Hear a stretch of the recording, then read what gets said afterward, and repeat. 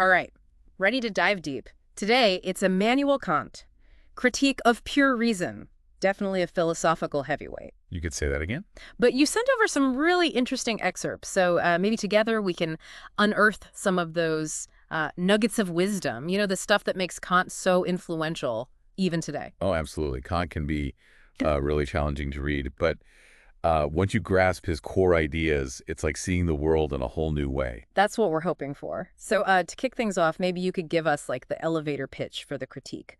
What was Kant trying to accomplish with this massive book? Well, at its heart, Kant's critique is, it's really a quest to understand the limits and possibilities of human knowledge. Yeah. It's like he's asking, what can we really know? And how do we know it? Yeah. Especially when it comes to concepts that go beyond our direct experience, like the existence of God, Really? the nature of freedom, the possibility of immortality. Big question. Big ones, yeah. Yeah, those are definitely questions that have kept people up at night for centuries. And it seems like Kant, he isn't messing around. He's demanding, like, absolute certainty, even rejecting hypotheses as a starting point. That's pretty hardcore. It might seem extreme at first, but think about it. If you're trying to establish the very foundation of knowledge, Yeah. but you can't build on, like, shaky assumptions. Yeah. It'd be like building a house on sand. Sure. You're just looking for the bedrock of certainty. Okay, yeah, I can see his point. So how does he go about finding that solid ground? Where does he even begin? Well, one of the fascinating things Kant does is compare the development of mathematics and philosophy. He points out that math kind of got a head start as a science, because its path was clearer. Its objects of study were more readily defined. He even speculates that there might have been a kind of intellectual revolution in ancient mathematics, similar to the scientific revolutions of, later centuries. Huh. That's interesting. Is he talking about a specific event or just like a general shift in thinking? Well, he points to figures like Thales, the ancient Greek philosopher who's credited with proving the first geometric theorems. Imagine the impact of proving, for the first time, that the base angles of an isosceles triangle are always equal. Yeah. Simple idea, Yeah. but it opened up a whole new way of understanding geometry and reasoning about shapes. It's like suddenly discovering like a fundamental rule of the universe. Exactly. Right, and it makes you wonder what other like groundbreaking ideas might have been lost to history or are waiting to be discovered even today. Exactly. But while math had this clear path, philosophy, especially metaphysics, seemed to be struggling. Kant saw it as a field prone to, endless debates and shaky conclusions. So how does he propose to fix that? Does he have like a Kantian method for getting philosophy back on track? He does, and it's surprisingly practical. He suggests we need to approach these big philosophical questions with a kind of double vision. We need to examine them from two perspectives. First, from within the realm of experience, the world we can observe and interact with. And second, from a perspective beyond experience, looking at things solely as objects of thought. Okay, so it's like trying to understand a 3D object by looking at it from different angles. Yeah. You get a much more complete picture that way. That's a great analogy. And just like with that 3D object, if we find that an idea leads to contradictions when viewed from only one perspective, it's a sign that we're not grasping it correctly. Okay, I'm starting to see how this works, but Kant is known for his dense terminology. Oh, yeah. So before we go further, maybe you could unpack some of his key concepts for us. I know our listeners are a smart bunch, but a little refresher never hurts. Absolutely. Yeah. One of the first distinctions he makes is between what he calls analytical and synthetical judgments. Oh, boy. Yeah. It might sound intimidating, but it's really about how we form thoughts and make connections between ideas. Okay, all right, lay it on us. Analytical versus synthetical. What's the difference? So think of analytical judgments as those where the predicate is already contained within the subject. For example, the statement, all bachelors are unmarried. The concept of being unmarried is already baked into the definition of a bachelor. Right. You're not adding any new information, just unpacking what's already there. So it's like saying all squares have four sides. It's true by definition. Exactly. Now, synthetic judgments, on the other hand, they add new information to the subject. For example, all bachelors are happy. Being happy isn't inherently part of being a bachelor. Right. That statement might be true or false, and you'd need evidence to support it.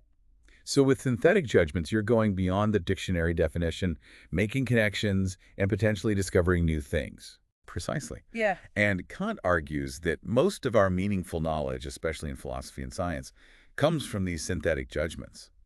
We're trying to expand our understanding, not just rehash definitions. That makes sense.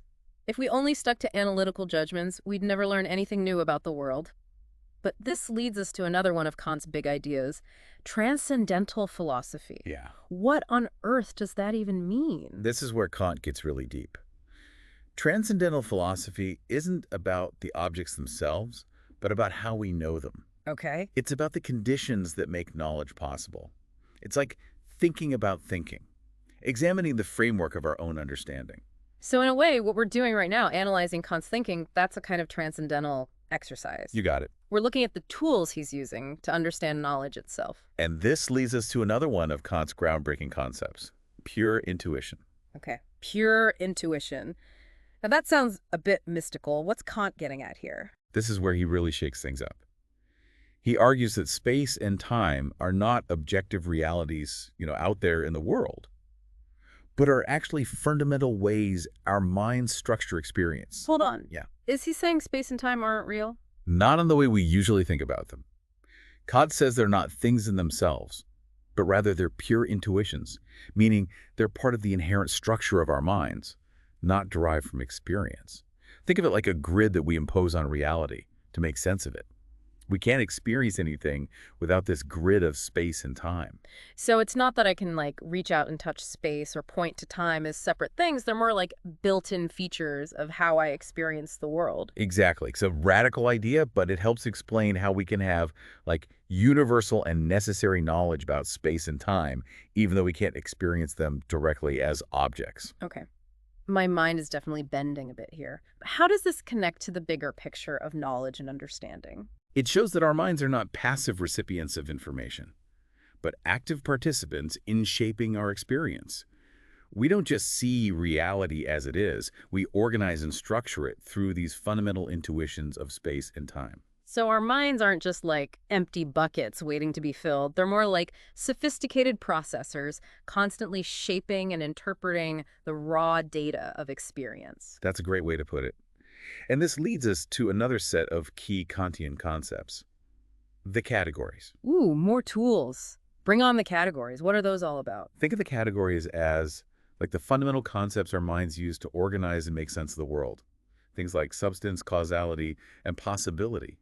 These aren't things we learn from experience. They're built-in features of how our minds work. So it's like our minds come preloaded with these categories, and we use them to make sense of the world around us. Exactly. It's like a mental filing system for thoughts, a way of organizing our understanding of reality. I like that, the image of a mental filing system. But why are these categories so important? What do they tell us about how we know things?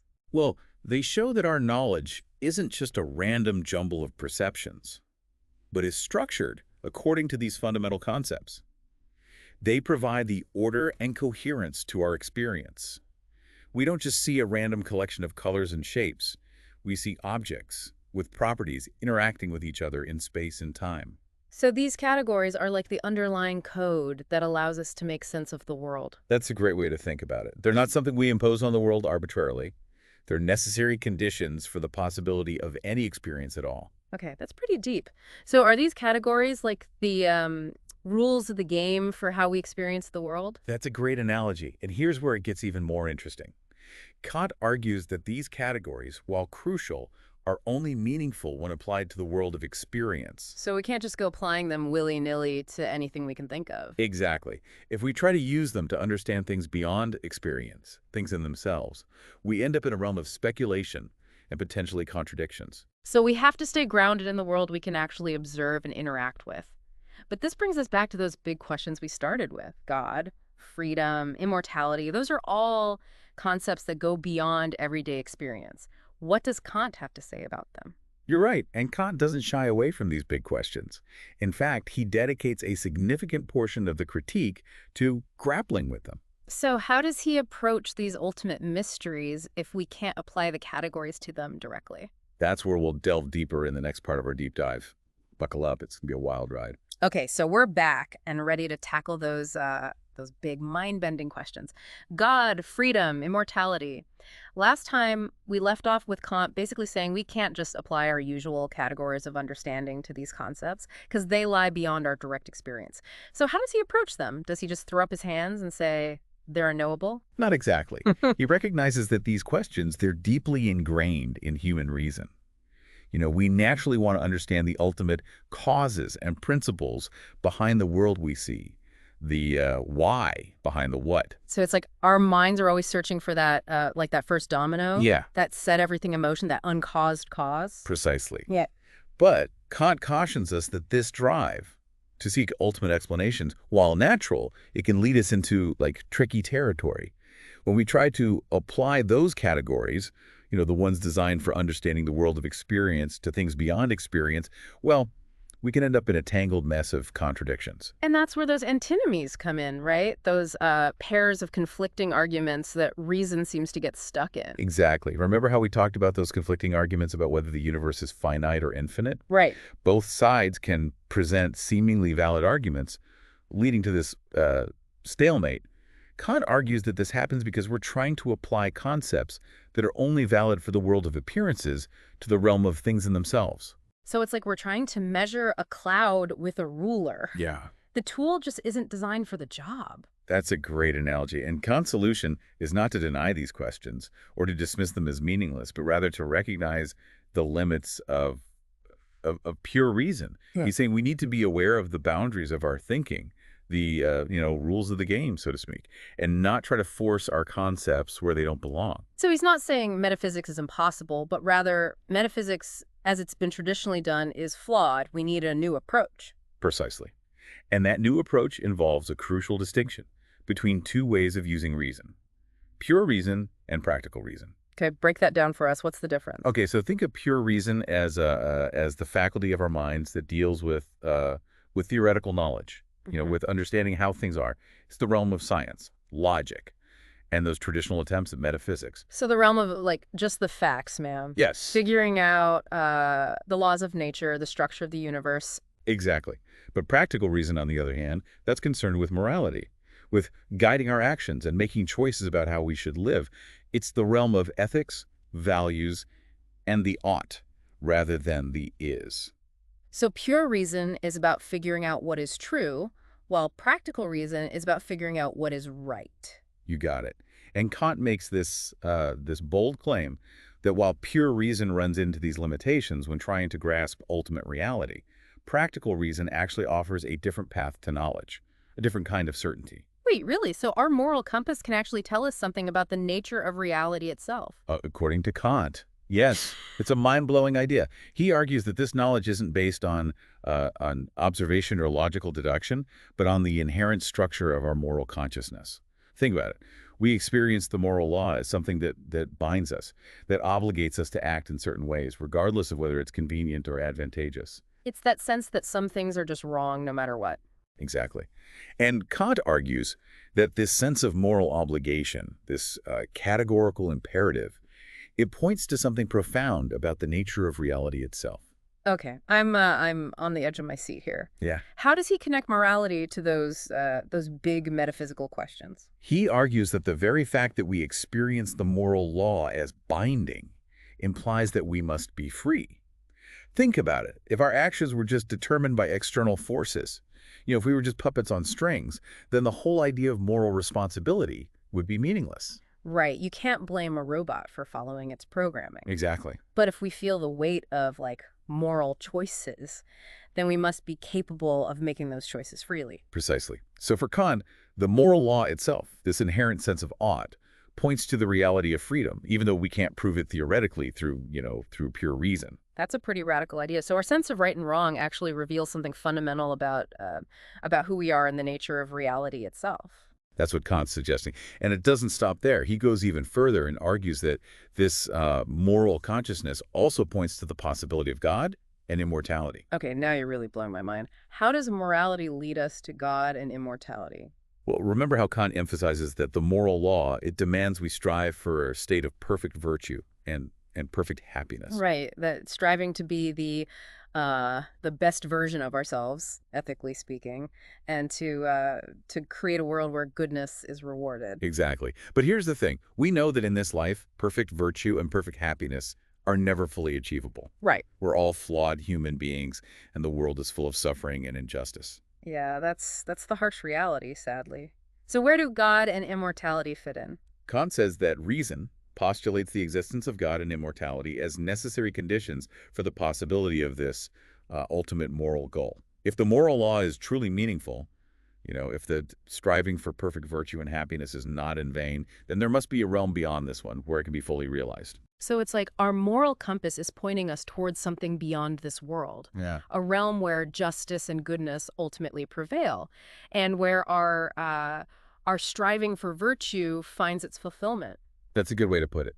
And while we can't prove God's existence scientifically or offer empirical evidence for immortality, Kant argues that the very fact that we experience the moral law as binding suggests that these concepts are not just fantasies, but reasonable postulates. So it's not about like blind faith, but about taking the implications of our moral experience seriously. Exactly. And that's what makes Kant's philosophy so challenging, so intriguing. Yeah. He's not like shutting down those big questions, but he's shifting the ground on which we approach them, grounding them not in abstract speculation, but in the concrete reality of our moral lives. It's definitely giving me a new perspective on how to think about these issues. But before we wrap up part two, I have to ask, does everyone who takes the moral law seriously automatically arrive at these conclusions about God and immortality? That's a great question, and one we'll explore further in the final part of our deep dive. But I can say this. Kant, he's not trying to dictate specific beliefs. He's more interested in showing the implications of certain ways of thinking, the paths that reason can take when we follow its logic to the end. So it's more about opening up possibilities and helping us think more deeply about the connections between our moral lives and the big questions about the universe. Exactly. And that's where we'll pick up next time. Get ready for the grand finale, where we'll delve even deeper into Kant's legacy and what his ideas mean for us today. Oh, okay, so we're back for the final part of our Kantian adventure. Last time I really got into it, how our moral experience might actually point toward those big metaphysical mysteries, God, freedom, and immortality. But I'm still kind of wrestling with that question you left us with. Does everyone who feels that, the pull of the moral law automatically arrive at those conclusions? That's a crucial point. Yeah. And it gets to the heart of how Kant sees the relationship between reason and faith. He's not saying that believing in God or immortality is a logical necessity, like proving a mathematical theorem. So it's not like if you accept the moral law, then bam, you're obligated to believe in God. Exactly. Remember, Kant distinguishes between speculative reason, which deals with theoretical knowledge about the world, and practical reason, which guides our actions and moral choices. And he's very clear that when it comes to those big metaphysical questions, speculative reason, it hits a wall. We just can't prove them in the traditional sense. So those questions, they remain open, even for someone who deeply values morality. Yes. But here's where it gets fascinating. Kant argues that practical reason, while it can offer theoretical proof, can provide a different kind of justification for believing in God and immortality. So it's not about proving these things scientifically, but about seeing them as reasonable possibilities, given our moral experience. Precisely. It's like this. The moral law, it commands us to strive for perfect virtue and perfect happiness. But we know we can't achieve those things fully in this life. So reason, driven by the demands of morality, postulates God and immortality as necessary conditions for the possibility of this ultimate moral goal. So it's like our moral compass is pointing towards something beyond this world, a realm where justice and goodness ultimately prevail, and where our striving for virtue finds its fulfillment. That's a beautiful way to put it. And Kant is, he's careful to call these postulates of practical reason, not dogmas. He's not laying down a rigid system of beliefs. So there's room for individual interpretation, for people to arrive at different conclusions based on their own moral experience and reasoning. Absolutely. Kant is more interested in opening up these possibilities, these avenues of thought, than in dictating specific answers. He's showing us that taking the moral law seriously can have profound implications for how we view the world and our place in it. It's almost like he's saying, look, if you truly value morality, if you feel the weight of those oughts in your life, then these big questions, they take on a whole new dimension. They're no longer just, abstract puzzles, but possibilities that resonate with your deepest values. Exactly. And that's what makes Kant's philosophy so relevant, even today. In a world with so many competing ideologies and belief systems, he offers a way to ground our thinking, not in blind faith or unquestioning authority, but in the bedrock of our own moral experience. That's incredibly powerful. It shifts the focus from what must I believe to what kind of life do I want to live, what principles guide my actions, and then, what possibilities make sense in light of those You principles. got it. And it's important to remember that for Kant, this isn't about escaping reality or retreating into a world of wishful thinking. It's about recognizing the limits of our knowledge while still embracing the possibilities that flow from our moral convictions. So it's a kind of grounded hope, a hope that's not, naive or arbitrary, but rooted in the very structure of our moral being. Beautifully said. Yeah. And I think that's a great place to wrap up our deep dive into Kant's critique of pure reason. I gotta say, my mind has been thoroughly stretched and challenged, but in the best way possible. I feel like I've gained a new appreciation for the complexity of these questions and for how our moral lives can inform our understanding of the universe and our place within it. That's the beauty of Kant. He pushes us to think harder and deeper than we ever thought possible, and to see the connections between seemingly disparate realms of thought. So listeners, if you're feeling a little mentally exhausted after this deep dive, that's a good sign. It means you've been engaging with some of the most profound ideas in Western philosophy. And remember, even if you don't have all the answers, that's part of the journey. The important thing is to keep asking the questions, keep exploring, and keep striving to live a life that aligns with your deepest values. Well said. And until next time, keep those brain muscles flexing.